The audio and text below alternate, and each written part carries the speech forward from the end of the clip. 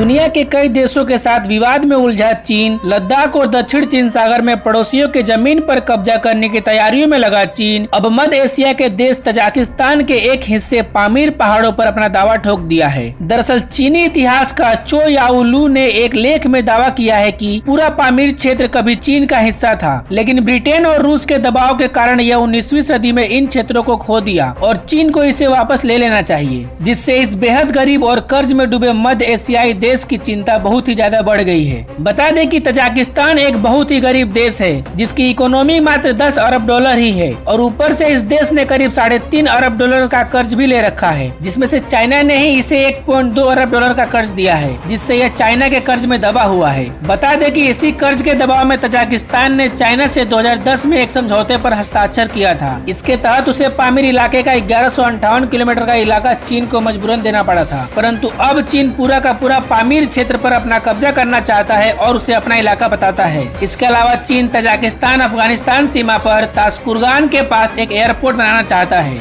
जिससे तजाकिस्तान की चिंता और ज्यादा बढ़ गई है। बता दें कि तजाकिस्तान में ही अकेले सोने के 145 भंडार हैं और तजाकिस्तान की सरकार चीनी कंपनी को इन खानों को विकसित करने और खनन करने का अधिकार भी दिया है, परंतु चीन इस पूरे क्षेत्र को अपने कब्जे में लेना चाहता है। लेकिन चीन की यह हरकत उसे आने वाले दिनों में बहुत भारी पड़ सकता है, क्योंकि उसके इस दबाव के बाद रूस ने इस पूरे मामले पर नजर गड़ा दी है, क्योंकि रूस अभी भी मध्य एशिया को अपने प्रभाव क्षेत्र के रूप में देखता है, जिससे चीन और रूस के संबंध और ज्यादा खराब हो सकते हैं। क्योंकि रूसी आउटलेट्स ने चीन की तीखी आलोचना की है और कहा है कि तजाकिस्तान और रूस दोनों को यह समझ में आता है कि तजाकिस्तान के पामीर क्षेत्र में सीमावर्ती चौकियों, हवाई अड्डों और सोने के खनन के रूप में चीनी निवेश इस क्षेत्र में तजाकिस्तान की संप्रभुता को कमजोर करने की कोशिश है। बता दें कि तजाकिस्तान के फरखोर में भारत का अपने क्षेत्र से बाहर पहला एयरबेस भी है, जिसे भारत की एयरफोर्स और तजाकिस्तान की एयरफोर्स साथ मिलकर ऑपरेट करते हैं। तो दोस्तों, रोजाना फाइनेंस, फॉरेन पॉलिसी और डिफेंस से जुड़ी खबरें देखने के लिए प्लीज हमारे चैनल को सब्सक्राइब करें। जय हिंद।